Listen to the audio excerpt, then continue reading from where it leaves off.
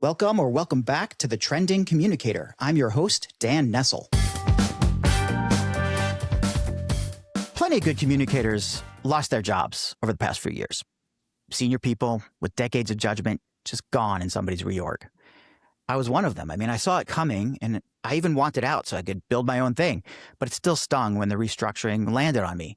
Knowing the punch is coming doesn't mean it doesn't hurt. So anyway, a lot of us did what we tried to do to sometimes get new jobs. I didn't go in that direction, but so many built our own businesses, solo consultancies, new agencies, training companies, even amazing SaaS companies that built patent pending products and started a new category for professional authority intelligence. But going solo was supposed to be lonely. The solo part is true. I do work alone most days, but the lonely part really never materialized because somewhere in this AI moment, a bunch of us independents ended up in the same boat, trading secrets and methods instead of guarding them. The best colleagues I've found out there aren't on anybody's payroll, and two of them are here today. One left a lab handling compounds more toxic than cyanide for marketing strategy. The argument can be made that marketing strategy is indeed more toxic than cyanide, but we'll get to that another time. But then he built synthetic customers that talk back and push on your weak claims. The other has optimized content since 1996. He wrote a book on epic content marketing twice and got into AI before most of us even had a word for it. Well, a month ago, the three of us got on stage at Mark Schaefer's Uprising retreat. Three independents who could have kept our methods to ourselves built one marketing plan together instead, each running our own team of AI helpers to do it. And we had a blast putting it all together. Now, maybe this is what colleague means now. I mean, how work changes when you're solo, but never alone. One founded the UK agency Striven and wrote the forthcoming book, Buyer in the Loop.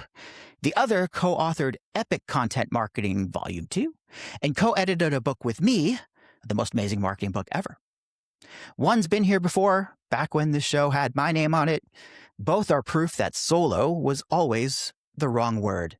Please welcome to the Trending Communicator, Matt Wilkinson and Brian Piper. Matt and Brian, how's it going? Excellent, Dan. Thanks for having us on. Yeah, thanks for having us on, Dan. It's good to see you guys. And now this is a rare treat. For me, it's a rare treat for, I think, hopefully it's going to be a real rare treat for our listeners and viewers because, I rarely have two guests at once. It's what a privilege to have the brain power that I see before me on the Trending Communicator. And, I should note that I've always been kind of mushy, whatever you want to call wishy-washy is the right word, I think, about the border between marketing and communications. And I think the things that we're all doing are applicable to, whatever hat you're wearing, whatever it says on your nameplate, whether you're marketing communications, if you're speaking to audiences, and especially if you're using AI these days, the stuff that the three of us are doing is like across the boards. We don't care who your commanding officer is. If it's a CMO or a CCO, it's all good stuff to us. But you guys have been good friends now for years. And as I said in the intro, like we did a killer presentation, if I do say so myself, at the Uprising, which my listeners might be sick of hearing about, but we're going to tell you again, a retreat in the woods of rural Tennessee that gathers, what was it this year, 40 marketers and communicators and thinkers in the woods for a 3-day nerd fest about the cool stuff's happening in marketing and comms. I still have never seen or heard or experienced anything like it in any other conference or event. Let's start there, guys. What was your take on the Uprising? And first of all, like, welcome to the show. Introduce yourself real quick, and then let's talk about your take on the Uprising. Start, Matt. What'd you think? So I'm Matt Wilkinson. I'm a recovering scientist. So thank you for introducing me. You're the cyanide guy. Yeah. I am the cyanide guy. I'm I was actually the arsine guy. I made a lot of arsenic compounds, and I left academia and being behind the bench to move into science and business journalism, and then wound my way into marketing strategy. So that was kind of my journey. And there's lots of twists and turns in that story, but they're for another day, I think. But The Uprising is just the most magical place. I think it's one of those places you turn up in the middle of the woods, and it doesn't feel that sounds a bit creepy, but it's not. It's a beautiful lodge just outside Maryville, and I'd never been to Tennessee before. Went until the first time I'd been, and I absolutely fell in love with the state and the area. And the people that are attracted to go to Mark's event are just some of the best people you will ever meet. I'm with two of them here, and I've made friends for life by going along, and you just meet people that are just so open minded, but also so welcoming. It's just wonderful. For sure. Brian, what do you think? And who are you? Yeah. So I'm Brian Piper. I'm a AI integration and content marketing consultant with a background in higher education most recently. But this was my second year at the Uprising, and it's just something that's on my schedule now for as long as it lasts. It's just a very unique event that I haven't attended. I've been at lots of different events, never attended anything quite like that. I think the format that they've come up with where, a presentation is like 20 minutes of presenting and then 40 minutes of discussion. Yeah. And there's just such a sense of like everyone is willing to share and everybody immediately like opens up and is just vulnerable and like, here are my problems, here's what I'm facing, here's what I'm dealing with. And not only on the business side of things, but the personal side of things. And you get to see all that kind of crossover and overlap. And you're there with, titans of industry and people who are like just getting started on their personal creator journey. So it's just a unique environment in a beautiful setting and so well facilitated. Like every meal is planned and coordinated for ultimate like networking opportunity. So it's really something special.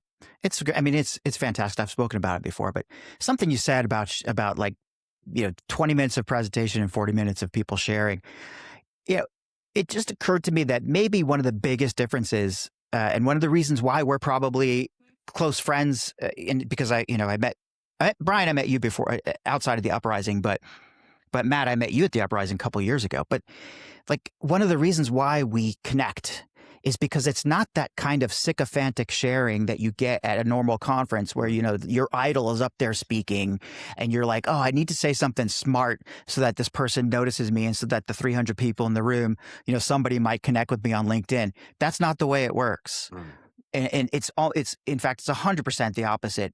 When we get a sense of that, it's at the Uprising, it's like, well, thanks for coming. I hope I don't see you next year. It's the kind of feeling we get, and the fact that almost half the people there are alumni, like that are coming back and again is an indicator.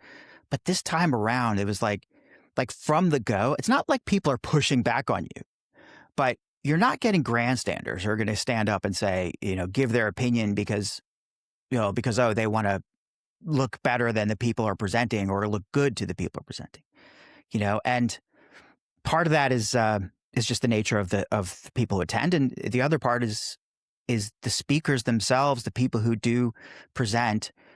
This time it was Joe Polizzi, and I'm sure that a good percentage of my listeners will know who Joe is.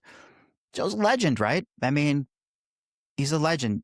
Mark Schaefer's a legend. These people have have nothing to prove to anyone. They are well-known thought leaders, authors many times over. And yet at some conferences, you'll see them speak and people just are besides themselves trying to prove themselves as like, oh, Mark, you got to listen to me, or Joe, hey, I'm going to get your attention. Joe. Doesn't happen at the Uprising because they're part of it. Like they're in it with us. There's no like separation of speaker and participant. It's just everybody's there. And I tell you, I'm going on too long about it, but I loved it. And the reason I'm going on long about it is because the three of us spoke, right? The three of us were presenters. This is my third time or something speaking at the Uprising. But I had such a great experience with you guys.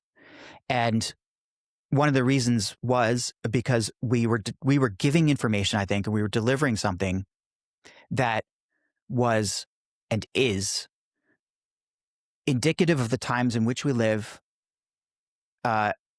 fantastic for people who are like the solopreneurs, like I mentioned, or small agency owners, but also completely applicable to anybody who's working in an enterprise and across marketing, comms, everything.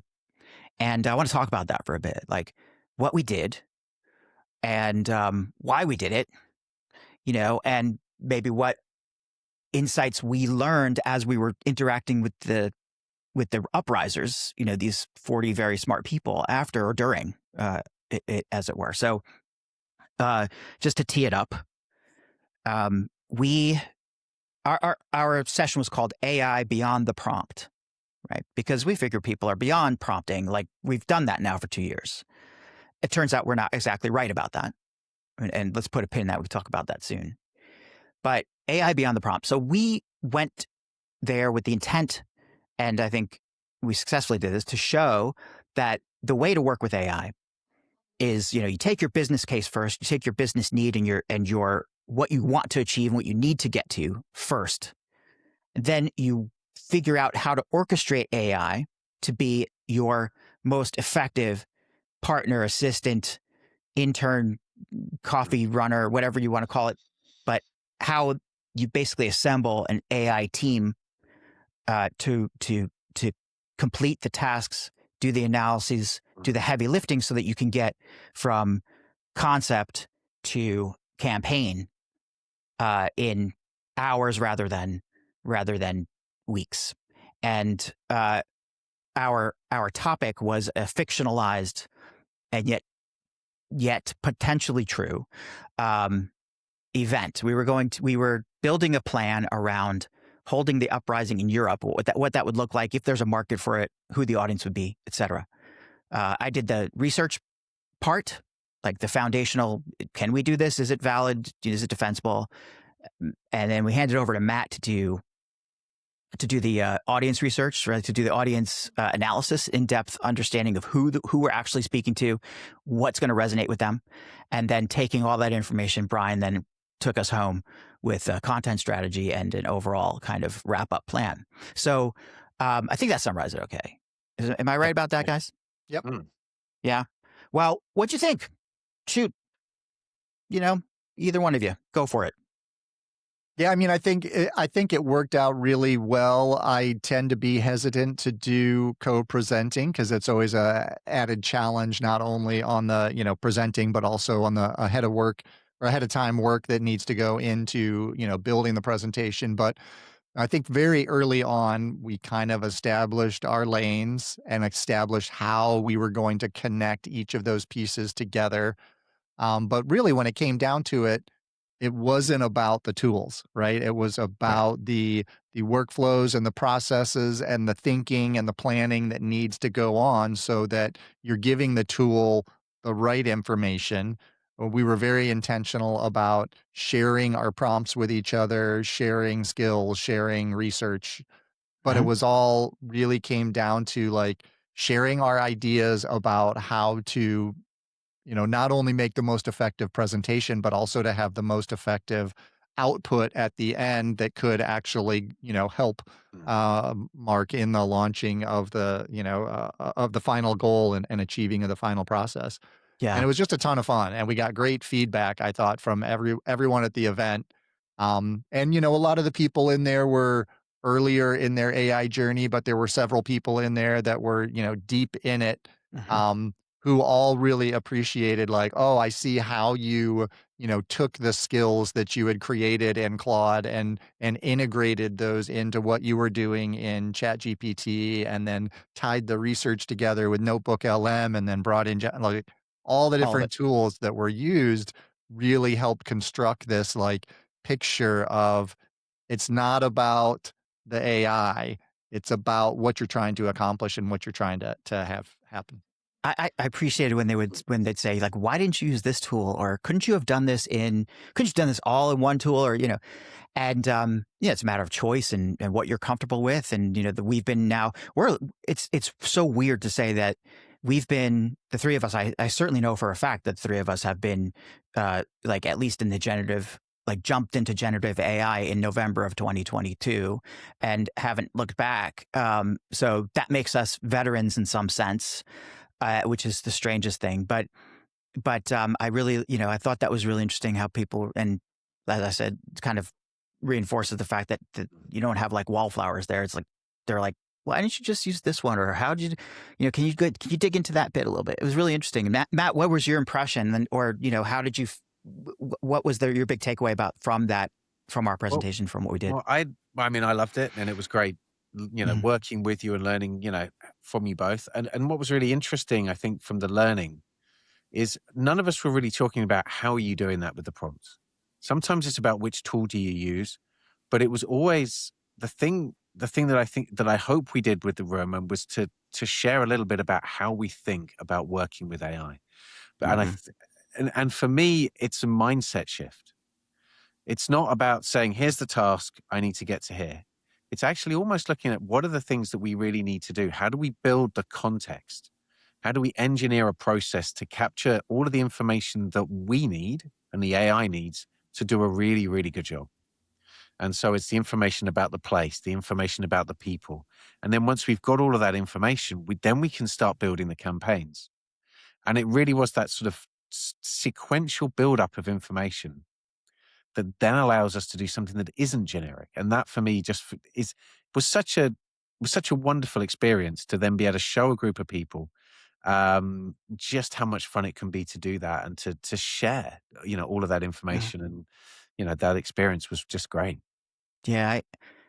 Something you said there is really, I think, critically important, is that mindset shift. Mm.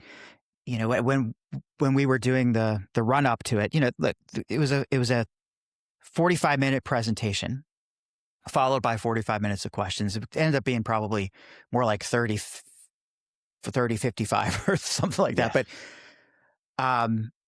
But we came at it from a couple different angles. We knew that from the get-go, we knew, okay, here's what we want to do. We're going to act as though we are an agency, in a sense, and we're going to present this as if we have given a brief, like a full-on brief with our results to our client, who was, in this case, Mark Schaefer. And as we went through the process, and certainly each of us showed this in the presentation, we created deliverables along the way as though we were actually delivering for a client. So when I did the research, I had a full research brief. I had the results. I had, kind of side-by-side analyses of the different locations that were under consideration, and why we should choose this city over other cities. All of that was included. Cost benefit analysis, everything, to give the big picture before Matt went into his synthetic persona creation and building. And I mean, what an incredible kind of flow that became. But it was just like we could do these things and we could show these things, but why did we come up with it that way? Why did we kind of approach it like that? And the mindset shift, I think there's this sort of, I don't know, ether or glue, or whatever you want to call them, little dotted lines that connect all the various nodes out there, whatever it is. It's the sort of middle space in between that determines whether or not you're successful with AI, or at least you achieve what you want to achieve with AI. And I've taken lately to calling it comfort. Just very simply, it's your comfort level, or fluency. But fluency you run into measure, how you measure fluency. But I don't know. What are your thoughts on that? Because I feel like when I talk to people about AI, and I talk to people about AI all the time, there's a clear difference when I'm speaking to somebody who's comfortable with it versus somebody who just has some prompting techniques, or just kind of, is pushing their way through or trying things and not getting anywhere. I don't know. I mean, how are you? What are your thoughts on that, Brian? I'm sure Brian has or lots Matt. of thoughts here, but I'll jump in quickly. For me, prompt engineering is the baseline now. How do you build a good prompt? But the thing is, the AIs are getting really good at building prompts, better than I can ever build anyway. For sure. So for me, it's now not getting hung up on what prompt. It's actually thinking about how do I actually create an environment that the AI has a better chance of succeeding? How do I treat this more like a marketing intern or an intern where I can need to give it lots of context? And that for me is the big difference. Mhm. And also just being like realizing that you can ask the AI to do something, and yeah, you might burn through some tokens if you get it right, if you get it wrong. But if it's gone wrong and it's got 80% of the way there, then have a conversation with it to get it the next 10% and then the further 10%. And don't try and one shot everything. Like the one shot approach of going from A to B, yeah, you can do it. But don't be Mhm. scared of just having a playing with the AI to see how you can get from A to B. That for me is just that difference in Yeah. here's a tool that I'm a bit scared to use because I don't know if I'm going to get out of it what I want, through to actually, yeah, this is a tool I can play with. And that for me is that for me has always been something I've done, and I've always enjoyed experimenting with what I can actually achieve with these things. Hmm. Yeah. Yeah, Brian. and I think the like Matt, you were talking about, it's a mindset shift, right? You have to change the way you work. We haven't had a software that we could collaborate with Mm, in the way that we can with AI ever, right? We've always told our software what to do, and it very responsibly and yeah. reliably goes out and does those things that we tell it to do. And now we have this opportunity to work with this tool where we can go back and forth. So it's not prompting anymore, right? Because, like, you both said AI writes great prompts. I don't write Hmm. my own prompts anymore. I say I Yeah.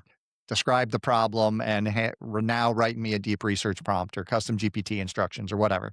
Right. Um, but I think that mindset shift goes deeper. And even like when we were working together, it's not just collaborating with the AI, it's collaborating with other people, Hmm. because we got much better prompts and we decided what context we needed to give the system much more effectively by working with each other in a group and saying, "Oh, but what if you asked this when you were building those personas? Mm, Or what if we made Hmm. sure that we were looking at this when we did the yeah. research?"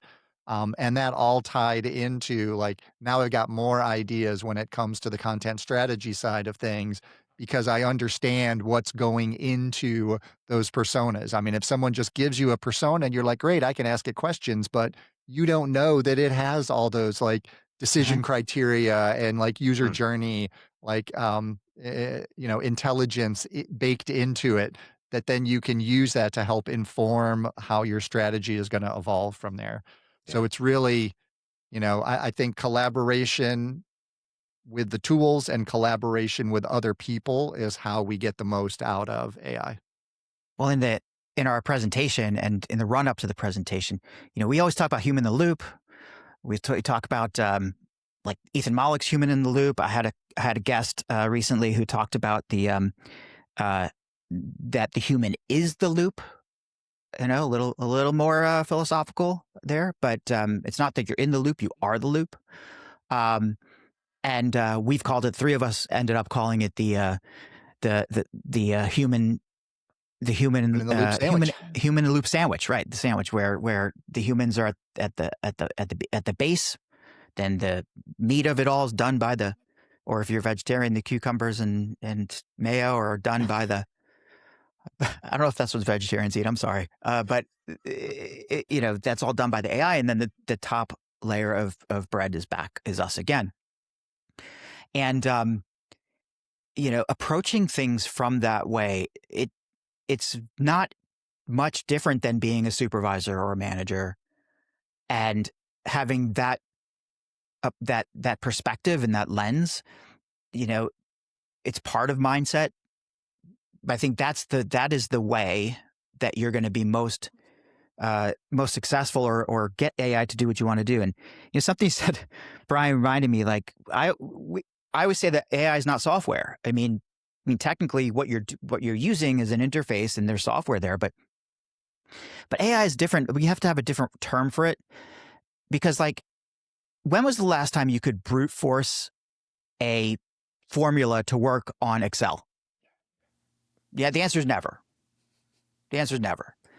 But like, if you're working with AI and you have an idea, you know, you can brute force anything through AI as long as, you know, you understand that it will require a conversation, require you to clarify exactly what you want. And as long as you kind of know that, well, what's going to happen is you start to talk about something, the AI is going to say, okay, here's what I think you need. And you're going to say, no, that's not what I need at all. Or you're going to say, yes, that's what I need. And when it does, it's like, I'm not sure if that's right. And I think it was it Dana Malstaff who said at the Uprising, she brought up the word discernment. She's not the only person who says that, but having that discernment and that kind of like just knowing what good looks like is I think a prerequisite almost for that mindset to happen. I found that happening again and again throughout our presentation and at the Uprising itself. You know, what'd you think about that? Like, how's your discernment levels, Matthew? So I mean, that's a great question actually, because I think that's why I'm very comfortable using AI for the things that I do all the time.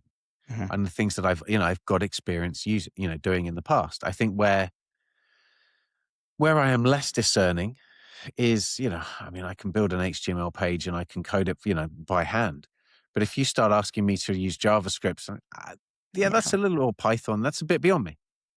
And so when you're starting to look at where am I comfortable and how can I discern whether this looks good or not, I can look at the outputs, but I really need to understand also what do the words individually look like as well. Mhm. And so I think that's something for me that's always been really important.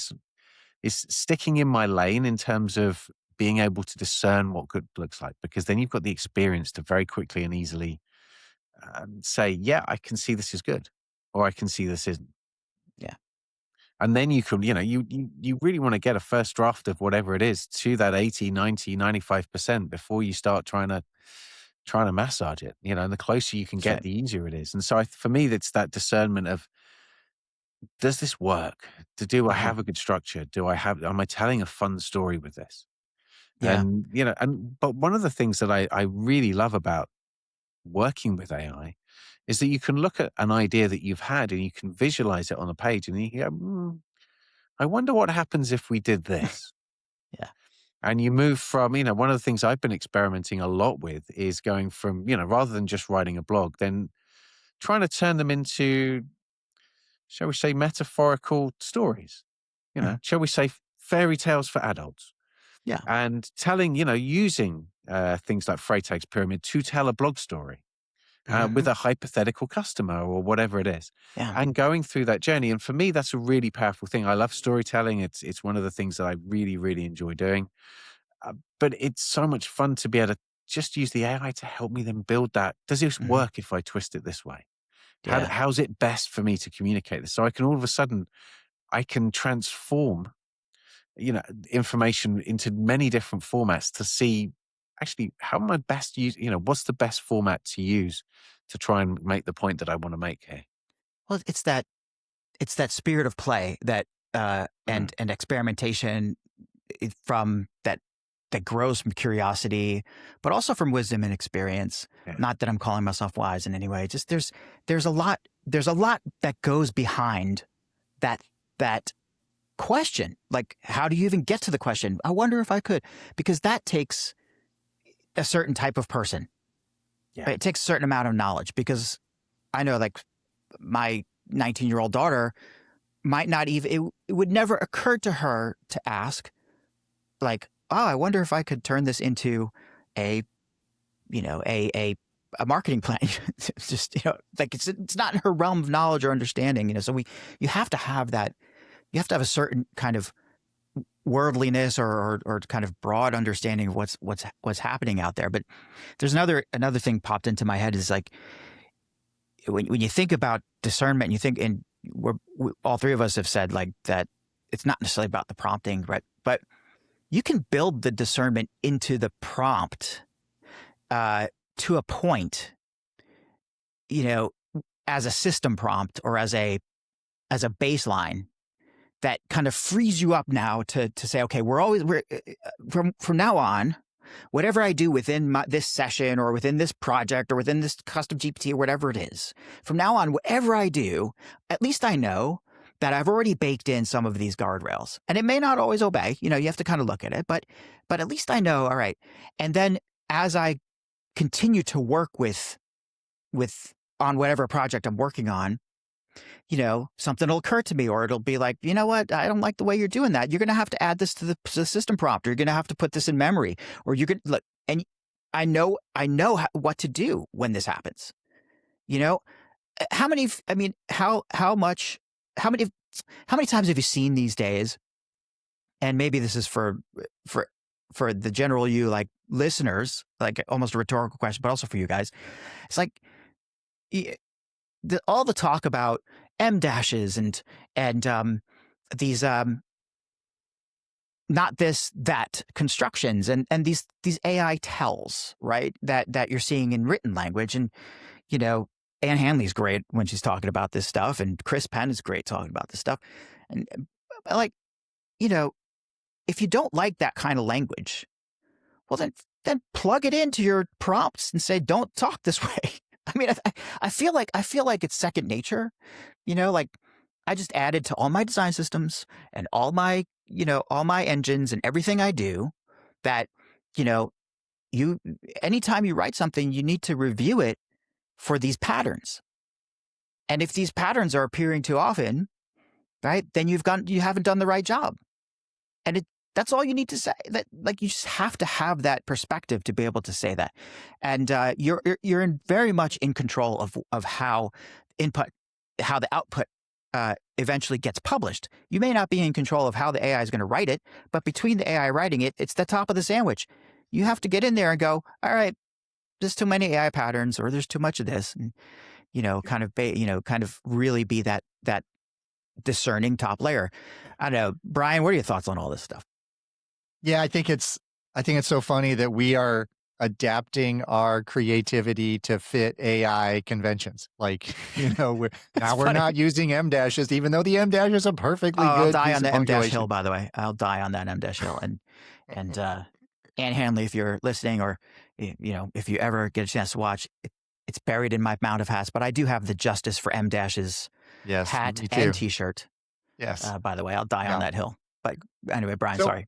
Yeah. Yeah. When it comes to like discernment, I think is the critical factor in AI success. So, AI is amazing for general knowledge, right? It has so much like understanding. You can get great information back. But I think where it really excels is when you tie in expertise. And you talked about building that discernment into the prompt and into the structure of your models that you're using.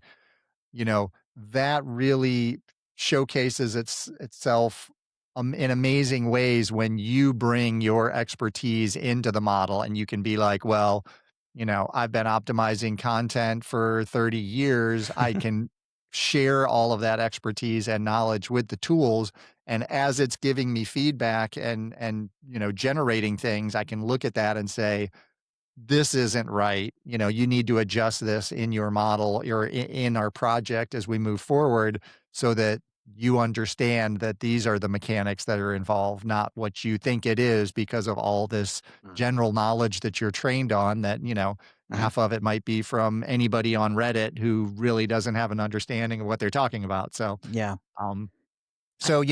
I think discernment is really critical when it comes to making sure that the information that we're putting out, the content that we're putting out that is tied to our areas of expertise is really focused on being the best out there, the most accurate, the most relevant, the most connected with your audience. I think for people that are just, using AI to build like, generalized content, you're missing the mark, and you're missing big opportunities. It almost makes me think that, like, ultimately, is discernment the thing that we get paid for, that everybody gets paid for in their jobs? Like, isn't that the thing? Like, you can discern something better than somebody else can. For sure. You know, sure. or at least at such a level that it's worth a company investing in you to bring you on as an employee because you can discern the accounting rules better, or you can discern this better, or because you know what good looks like and you know what a good result is.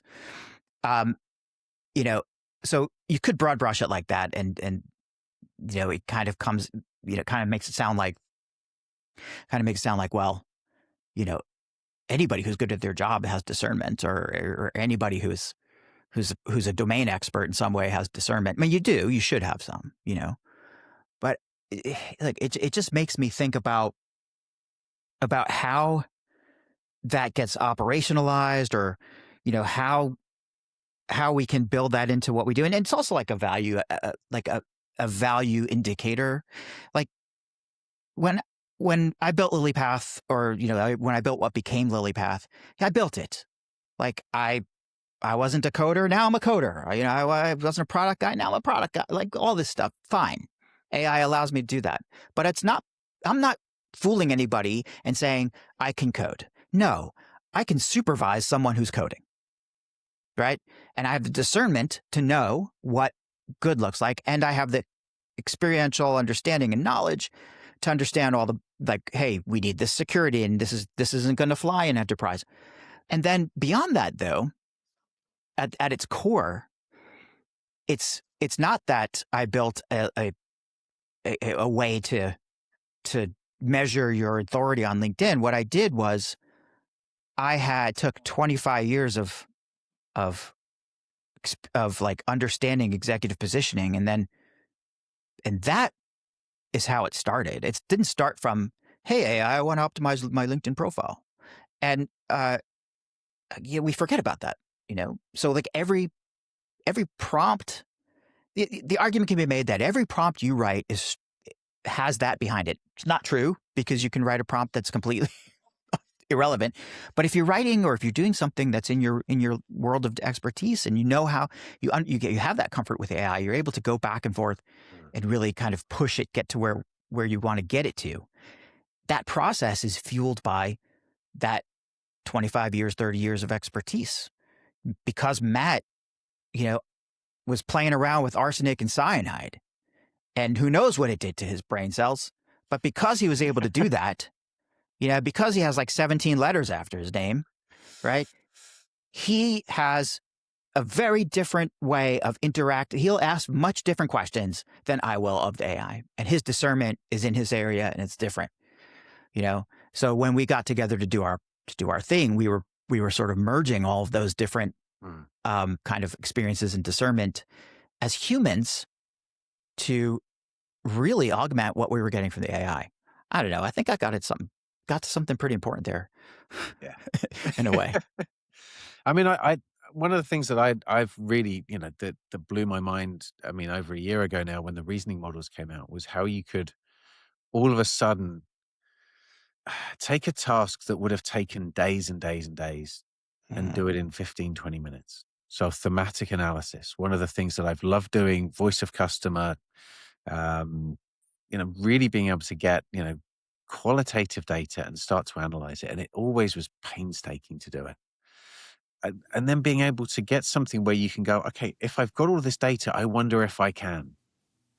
And it's that discernment of, I've got this information. How do I turn that into something that's going to help me more?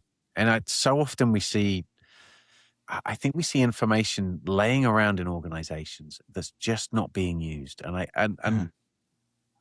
I think the best question that we can ask AI is how can we take whatever data, you know, we have, and then how can we make that more usable by the humans that need to use it? How can we get more insight, different insight than we ever would? Because there are insights that you would pull across different, you know, different data sets that we would never see. And I think that's one of the things that I just find absolutely amazing. And I love playing in that space now. Yeah. Well, and then when you share that with other people who are doing this kind of work, there's a compounding effect. Like, you know, all right. So in our project, you know, I did the research side, and so I kicked it off, but I got there because of, first of all, of our discussions as people and as humans to understand where we wanted to go and your perspectives. And I took the transcripts of our meetings because we do that now. So I took the transcripts of all of our like planning and kind of brainstorming to get to where I needed to be to start the project, and then I put it all together, and then I said, okay, here's how I would approach it. Knowing this, here's now how I will approach it. And I'm sure that both you guys did this exact same thing. So, there's a multiplier effect when you are kind of piling discernment upon discernment or kind of insight into insight. Like my knowledge of synthetic research, synthetic focus groups or synthetic personas, whatever, is what it is because of Matt. Like I knew a little bit, but dilettante level. I'm still not like great, but because of the work that Matt's done and that we've kind of talked about a lot, okay, I get it. And now in my own work, I wonder where I can plug that in, because of Brian's work on the content flywheel and how we're looking at build outs, and how we're looking at AI, even like AI governance, and sort of enterprise or organizational, let's call it, kind of implementations, like Brian has taught me more about that than me sitting on my ass by myself in my office. That's for sure. So this human part of this kind of there's a connectivity that goes beyond where you kind of work with the AI. And, I think you're foolish if you sit there by yourself and you think you're going to get all done. Yeah, for sure. And like even what Matt was saying about like the huge unlock when we discovered like how much time AI could do, how much time AI could save us and how much it could do in a much shorter time frame than we're used to. And most organizations, when they see that, they're like, oh, great, we can do more of that now. We can scale content creation or whatever the process is. We can do that at a higher level. And I'm like, I don't know that that is the right answer. Like we have this extra time that AI has given us. Now the really strategic part is figuring out how you're going to use that time and how you're going to spend that time in a way that benefits your organization the most or benefits your customer the most. It may not just be putting out more content. It may be figuring out how you're going to reskill your people, how you're going to restructure your organization, how you're going to think about like what work is going to look like a year or 2 years down the road and start preparing for that now. Don't just take that, that extra scale that AI gives you and just do more of what you're already doing. So I think, we really are getting to, I mean, that goes right back to that discernment issue. You need to understand where the people are and how you're going to move your organization forward so that everybody benefits from this, that you're not just, saving enough time that you can get rid of some headcount and still do the same thing that you were doing with fewer people. That's not the right answer. How are you going to use all that expertise and knowledge and experience that you have to add the most value for your clients and your organization? And I think you hit something really close to my heart there, because you said more isn't always better. And I mean, sometimes more is better. So I'm not going to say more is never better, but sometimes less is more. And I think sometimes by saving that, by being able to do certain tasks more quickly, you can actually look at doing some of the tasks that would have been too laborious to do in the past, bring those into the workflow so that actually let's just say that the content creation process, if you're putting out, X pieces a week, you still put out X pieces a week. They're just better. There's more insight there. And so for me, sometimes it's not about scaling volume, it's about scaling quality. It should be. And I really believe that we should do, because otherwise the world is just going to be full of AI slop. But we can really use AI to increase the way that we think, the way that we engage with the information that we have, that the world has, and that's at our fingertips thanks to the web. And we can then just do better. And I think that that's something that's just such a wonderful opportunity for us all. I wonder if that's happening or how that's manifesting itself. Because, okay, first of all, this whole myth about time, I don't get it. I've become like busier and busier and busier. I've had more and more work since AI. Now, of course, I know that's because I keep thinking of new things to do. And, one thing begets another. Oh, I can accomplish this now with AI. And I don't have like, oh, suddenly I sit back and I'm like, all right, now I can just spend more time with walking the dogs. It's like, okay, now that that's off the plate, now I can focus on, something different, or that opens up another door that now I have to go through. There are hidden consequences and results to shifting work or tasks to other beings, people, entities, AI, whatever it is. So suddenly, it's not like suddenly I'm freed up. That never happened. But then I realize a lot of people don't think that way, right? A lot of people, they don't. A lot of folks, and probably, I'm not making judgments here. I'm saying maybe, and this goes back to something I saw, I think, on Nate B. Jones about, why AI adoption has failed in enterprise. You have a sliver of the population, 20% who are just like running.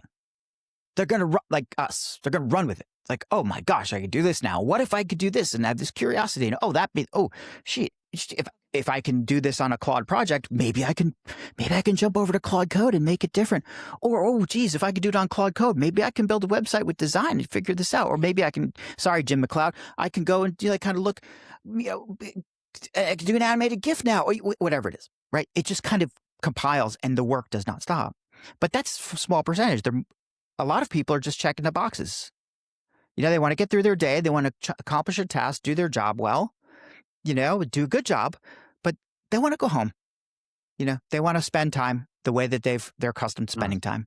And it doesn't give them the warm and fuzzies to like discover, oh my gosh, I now can build an app for this. Like that doesn't have any impact on these people whatsoever. And that's good. That's fine. We need that. But it's creating this massive gap. And how can organizations understand this, when they're being told everybody's got to get on the AI train? I don't know. What are you guys seeing in this? Because I think that it's failing. It's definitely failing on the enterprise level, but we're here to solve that in some ways. So what are you seeing and how are you solving that problem? Yeah, I think, the problem that most enterprises have is they're still stuck on the tools. They're still stuck on measuring usage. They're not focused enough on building a community and focusing on the change management part that creates that mind shift that we've been talking about. When you have all sorts of individuals within an organization working in their own silos, working on their own projects, and you haven't set up conventions for knowledge sharing, for, like ideas around tools, and you haven't set up these like communities of practice and these ability for people to fail in their job and it be okay. You haven't set up that, that culture of learning where everyone is looking for like, what are the opportunities and what could we see next? Instead of, here's a new tool that you can use. Here's some really bad training that you can take about how to prompt it go out and do your job, and we saw that in the Stanford research that came out about, like 95% of organizations that were integrating AI have not seen any ROI out of it. Yeah. That's from poor implementation and poor planning and not treating it as a change management project and just treating it as a technology integration project. Yeah, Microsoft had a similar thing where I think it was like 100% or 90 high 90s% of people in cross organizations were trained. 80% or more stopped using it after 3 weeks. Right. Which follows the path for so many other kinds of tech trainings, right? Yeah. Ridiculous. Like that's a failure of titanic proportions and speaks to the fact that even the people who are responsible for training, who are for implementation, for rollouts, either they're the wrong people or they simply don't know what they're doing. They don't understand what the AI is. This is not every organization, but it's a big problem. Matt, you were going to say something? Yeah, I think there's also there's also a big fear factor here. So Hmm. even, AI itself can be a little bit scary. And there are elements of AI that I definitely find scary, but we don't need to touch on those. But I think one of the things that the overarching narrative of AI is going to, AI is going to take your job. I think in many cases within enterprise, there are people that really do believe that. And so Hmm. there is no incentive to work with the AI, to teach the AI to take over the tasks that you're doing, because then the AI can take your job. So why are you training up your replacement? And I think that there's a big element, maybe sort of subconsciously, that people don't actually want to be training up their replacement. And I don't think, I think many organizations are not doing enough to counter that.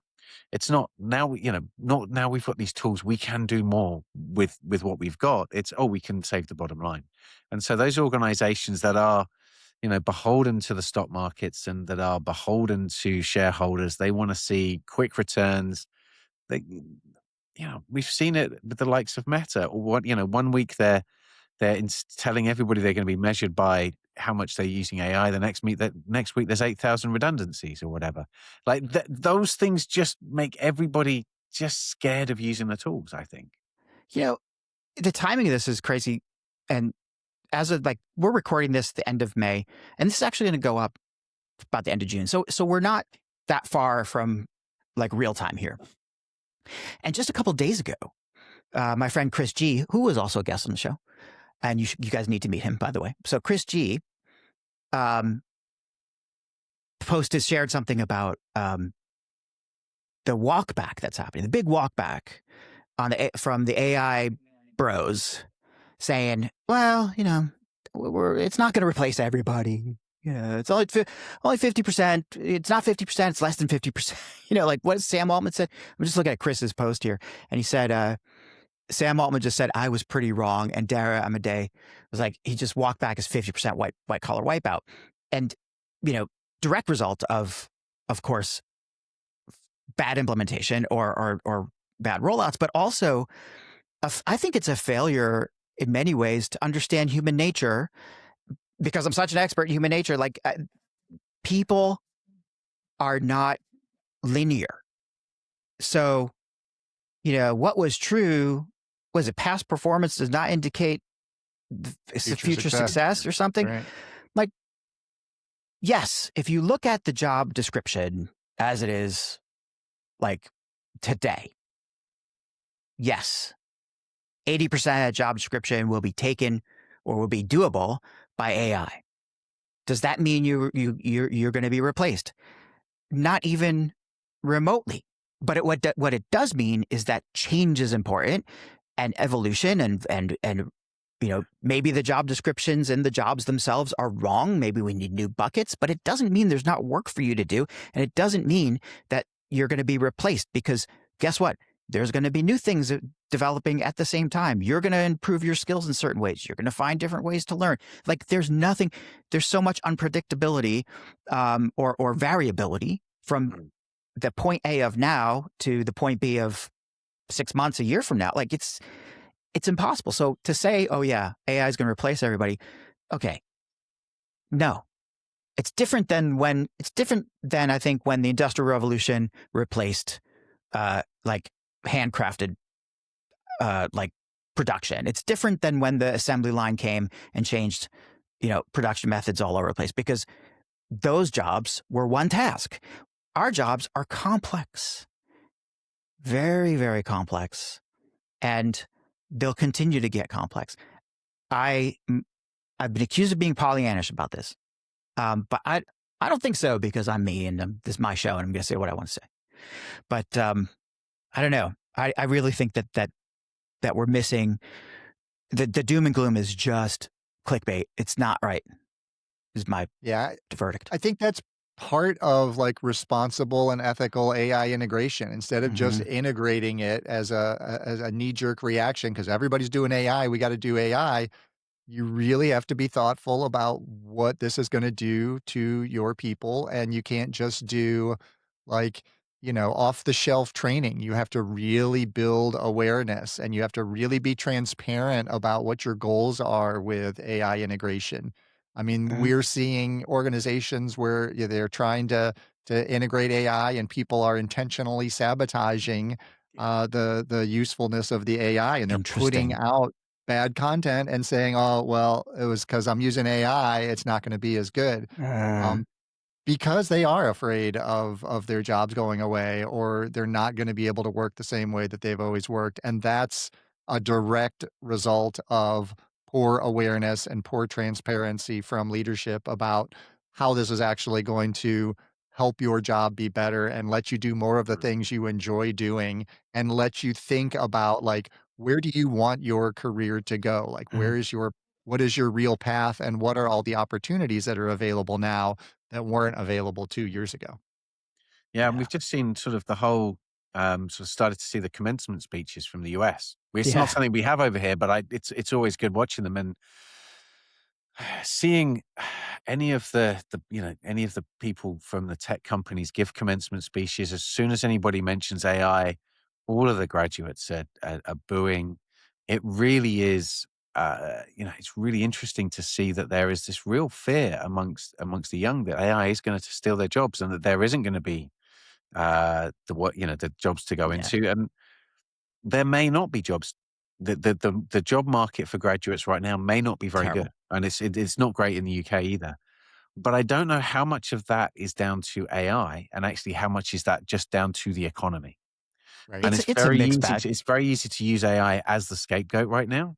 I Mhm. mean, I think a lot of organizations have used AI as a way to downsize anyway, Mm. Yeah. one way or another, or at least as the excuse. It's it During the 2008 financial crisis, there were Mhm. companies that didn't need to downsize because of the financial crisis, but they used it as an excuse to right size their organization because everybody they could get away with it. The street was expecting it. Yeah. AI whitewashing, right? Yeah. That's Yeah. what they're calling it. Yeah. Yeah, I mean, well, it's no joke that college kids, I'm sorry I called them kids. My daughter's 22. She's graduating from college in a couple of months. And I think she's going to be fine because she's not here. She's not in the US. She has some unique skills, but she's in Japan. It's a little bit different over there. Um, and she is doing the right things, to figure out where her next step is. A lot of what she's doing is based completely on networks, her own networking, Yeah. which is something that a lot of college students either don't know about or don't have the capability because they don't have the networks in place. And we do whatever we can for our kids. I'm not saying that I'm getting her a job because that's totally not true, but I can make a couple introductions here and there that'll get her to different introductions, get her to different introductions because I have a great network in Japan. People owe me and they know me, and that's the way it is. That's the way life is. It's always been that way. AI is not getting involved in that process. My daughter, though, had to change her entire plan for after graduation because the graduate program that she had intended to go to shut down, and it was one of the best programs in the world. It shut down just in time for her to not be able to apply, and it shut down because of multiple it was a multivariate cause, but probably the most important thing is that kids are not going into the translation interpretation profession anymore because that is one of the areas that AI is so it's so like it's such a no-brainer for companies who are spending money on translation localization. Like they're going to shift to AI as fast as possible because it's so much cheaper. So I do. that those poor kids. However, right, that's only part of it. That university could have taken a different approach, could have rethought their curriculum, but instead they saw the declining numbers, and somebody said, "Now we're going to cut it loose. That's it. There's no future in this." and they just cut 400 kids out of a master's degree, which would have been useful anyway. And so I'm a little bitter about that, but that's a definite effect that's AI is having on these kids. But I think you're right, Matt. It's not. In some ways, the AI is being used as excuse. Brian said it's AI whitewashing, but the fact is that I think even on the corporate side and the hiring side, they're afraid. Like, they're super scared. They're going to hire what they would normally hire X number of entry-level employees, but they're like, what are we going to do with these people? And there's no plan. Like, there's no understanding. But they should hire these people, not just for altruistic reasons. Like, it makes sense as an investment to hire inexperienced younger folks who are impressionable and who have this, have 35 years of work ahead of them. You hire them in, you make the relationship with them, you train them. And yeah, lifelong employment is not a thing anymore, but still, like, you get incredible long-term value out of your employees if you treat them that way from the go. So I don't know. I think it's a good investment for companies that they're missing the boat and they're listening to their boards and they're listening to shareholders too much. Sorry, I went on too far. I think people need to hire for curiosity these days. That's for sure. Right. They really, you need to have people that are going to ask questions about, why are we doing this? Could we do this another way? Well, all those sorts of questions I think are really, really valuable. Circling back to the jobs question though, I do wonder if we're looking at this from maybe a Western perspective a little bit too much. I wonder if some of the, shall we say, some of the translation tasks, some of the copywriting tasks that used to be offshored, I wonder if those are going to be hit harder than maybe what we'll see in the US and the UK. Interesting. That I would worry about, and so that's something I think could be a real concern.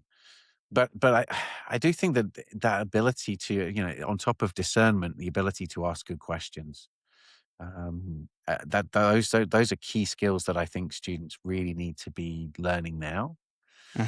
And I almost fear the most for that sort of cohort that were hit by the COVID pandemic, and That's right. and then get hit by sort of graduating through a university system that was saying that AI was cheating, and then try to get into a workforce where AI adoption is starting to happen in the workforce, but wasn't happening at university.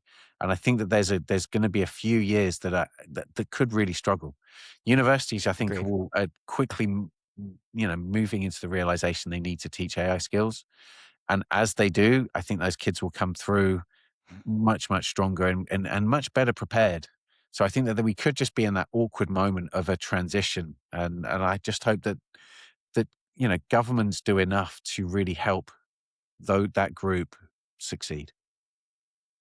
Yeah. I mean, Matt, you and your partner Jasmine are like involved in that space. Like, Jasmine's, what it's called, the prompt. Oh geez, I love the tool, but her prompting kind of teaching tool is an example of the kind of thing that I think universities prompt arena. Yeah. The prompt arena. Thank you very much. Yeah. Is that for public consumption, by the way? I believe so. I'm not sure. Right. I don't have the details to hand. If it is, tell me and I'll put it in the show notes. But the prompt arena is just is kind of what I think, we were talking about a while ago when we said prompting is a different kind of thinking and writing, but it's still an important way of thinking and writing. And to learn how to do that, and we said at the beginning, beyond the prompt, we don't have to worry about prompting so much, sure, but you still need to understand how to prompt. I'm sorry, and it's such a great exercise to start to think about, well, how do I instruct something? How do I think logically? How do I like, nest instructions, and, well, why is something going wrong just in my own natural language? Why am I not being understood? These are important questions to ask yourself, and prompting helps you get there. I don't know, Brian, did you looked like you had something to say about the kids getting jobs, or Yeah, I mean, I've got 3 kids in college right now, and a lot of concerns from them about like what, I mean, there's still a couple of them are still like two years from graduating, and what should I major in? What jobs are going to be out there? Is my field still going to be relevant? I mean, we talked about, Matt mentioned the translation challenges, but if you look at like customer service, I mean, that's Yeah. all been outsourced for so long, and AI is so good at doing, 90% of that.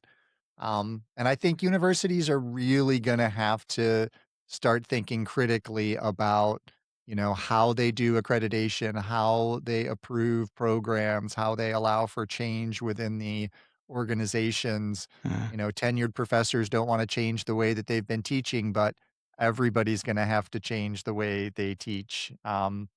It's going to come down to, knowledge transfer is not gonna be a differentiator anymore. You're gonna have to look at outcomes. You're gonna Mhm. have to look at experience that you can get through partnerships with organizations and industries. It can't just be you get a credential when you graduate, and that guarantees you a job, because it Yeah. doesn't anymore. So we've really gotta stop thinking about, what do we want students to learn? And we have to start thinking about who do we want students to become, right? And try to create a culture and a community within that organization that can support the entire network and the entire group of, matriculated students and alumni together as a community. Yeah. That's brilliant. I mean, I kind of feel like there has to be a whole new, um, I mean, there's got to be a lot of new stuff, but a new, maybe curriculum track in within either business or engineering, or maybe even at liberal. It doesn't matter, where where the student is identifying or understanding that they want to be a one person operation from the go. Like the whole like I want to join a company and get that's not even on their radar, Yeah. right? So some schools, like schools of entrepreneurship, et cetera, make sense here, but where from go, like their curriculum consists of like, here's a big problem, right? Here's your budget, figure it out, and show me your work. It's like, Right. and you learn that way how to kind of create your own ecosystem of whether it's a combination. It doesn't have to be AI, right? Like, but just like the things that you do, including AI tools, include whatever. If AI is the way to go that way. But really, how do you go and build yourself not only something that's going to work and achieve what you're supposed to achieve, but it's almost like a suit of armor, like Yeah. that's going to be defensive and protective enough, and take into account everything that's going to come at you, or be malleable, or be, maybe armor's the wrong word. Maybe it has to be leather armor. That's like, it's flexible. You have to be able to kind of move into the future. I don't know what the answer is, but I think that students who are thinking in those terms need to have a road to follow. They need to have a way to get there. And conventional education isn't it right now, but it could be. Like, really could be. For sure. So, okay, we've been talking for a long time, and I can, and I have in the past, talked with you guys for hours and hours. We can't do that today, sadly. So to kind of bring us home here, all right, we are all reformed corporate people, corporate organizational. We're in our nth year of doing things on our own, a couple of years for me, a year or so for Brian. Matt, I don't know, how long have you been driven? That's 7.5 now. Okay, so Matt, you're the kind of old hand here, but still. Thanks. Yeah. But I mean, that also means that you know more about this stuff, because you know what it takes to build a business. The fact is, though, that we're on our own now. We are soloists, or solos, or solopreneurs, or small company entrepreneurs. I have business partners. I'm not necessarily a solopreneur anymore for LilyPath, but I don't feel lonely. Like, I never feel lonely anymore. Like, when I want to be by myself, I can. But like, I look at my calendar, I'm talking to people all the time, going to conferences, I'm going out there. Do you guys feel lonely? Do you ever feel like? Do you feel like this is a journey for the hermit? No. Yeah. I think that I think there are maybe moments Mhm. But I think most of the time it's more, I kind of just wish I had more ways to delegate stuff. Oh, yeah. Some of that's Sure. AI, some of that isn't. But I think that with the gifts of AI kind of have increased the intensity of work. And sometimes you kind of just go, you know what? I'm working so well with my AI partners and all the AI stuff that's going on. If I take myself out of the loop, that doesn't really have, that does, I can't move I can't things happen. on in the same way. And there's a lot that I can leave going. There's a lot that I can automate and do, but there's a lot of stuff that I really can't. And so, yeah, I think it's the intensity, and actually it's that's the bit that I think's Mhm. the biggest miss. But do I feel lonely? No. I mean, I got friends like you guys. I just wish that the time zone difference was less. Oh, yeah. That's your problem. That's my problem, not yours. Majority rules here. We get the two of us in the East Coast. Yeah. Brian, you're almost as new to this experience as I am. Like, I mean, I've got maybe a year on you on the solopreneur stuff, but you're like, I think one of the most social gregarious kind of, like, you're always traveling out there. So I know the answer to this question is that you're not lonely, but like, is the loneliness thing a myth, do you think? Or how are you feeling about that?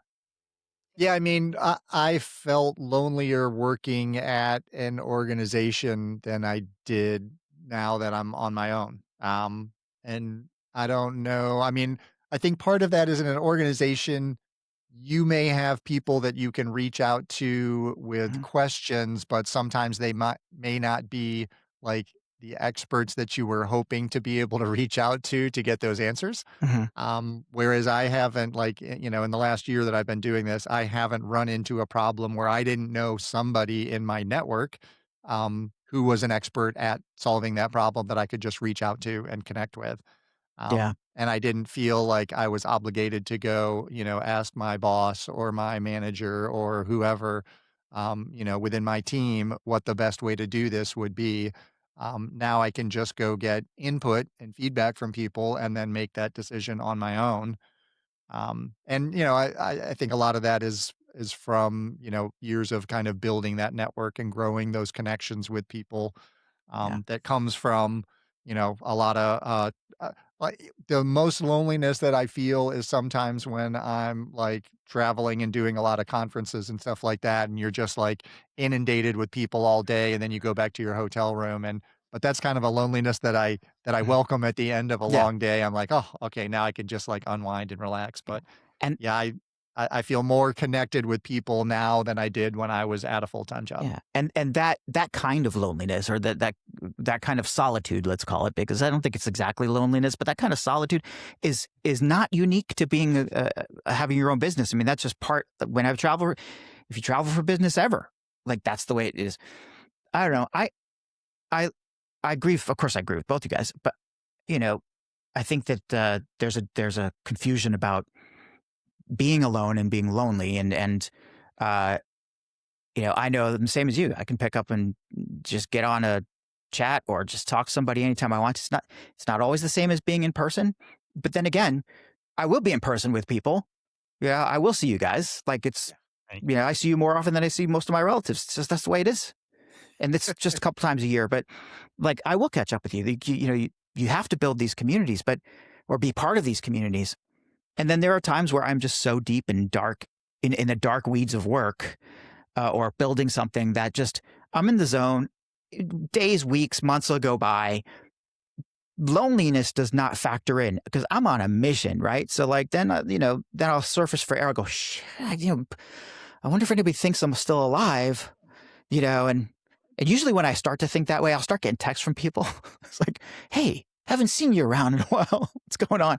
So it's good to know that people know and are care about you. But yeah, loneliness doesn't factor in. All right, look, this has been, and I knew it would be just a killer conversation. I love talking to you guys. So Matt, Dr. Matt Wilkinson, ABCDEFG. Sorry, Dr. Matt Wilkinson, PhD, MBA, and more. You can be found at let me get this right. Striven.com. So your company's Striven. Yep. Find Matt Wilkinson on Striven.com. That's with 2 N's at the end, STRIVENN.com. Find him on LinkedIn or drmattwilkinson.ai, a brand new website. Brian is at brianwpiper.com for his speaking and books, and his new company is called airflowsolutions.com. And it's not HVAC, it's AI. Airflowsolutions.com. I'm sorry, Brian. I'm going to have to poke you about that for a while. But airflowsolutions.com, brianwpiper.com, and Matt is at striven.com with 2 N's, and drmattwilkinson.ai. Also, both you guys are heavily involved on LinkedIn, and I know that you're connected to me, and any listeners out there, please connect with Matt and Brian. Before we go, any announcements, anything coming up that our listeners need to know about, Matt?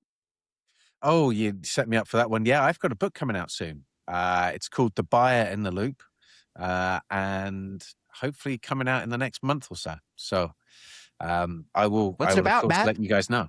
Sorry? What's your book about, Matt? The Buyer in the Loop. It's about a way to fight what I like to call organizational gravity.